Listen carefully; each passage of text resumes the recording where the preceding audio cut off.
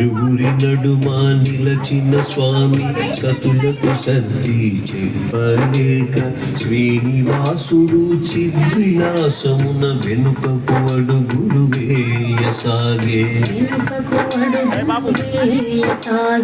మొదటి పాదము పెట్టినంతనే అంజనాద్రి అంజలి ఘటించిందండి స్వామికి.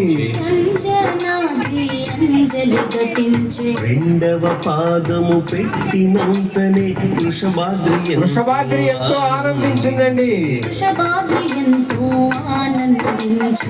మూడవ అడుగు వేసినంతనే నీలాద్రి నీలాద్రి స్వామి పాదాలు కడుగుతుందండి.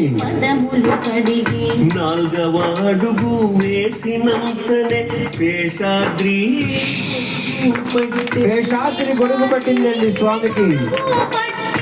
ఐదవ అడుగు వేసినంతనే గరుడాద్రి వింజామరం ఇస్తుందండి. ఆరవ అడుగు వేసినంతనే నారాయణాద్రి ఎంతో ఆనందంతో గానం చేస్తుందండి. ఏడవ అడుగు వేసినంతనే వెంకటాద్రి గోవింద అంటూ గోవింద నామం చేస్తుందండి.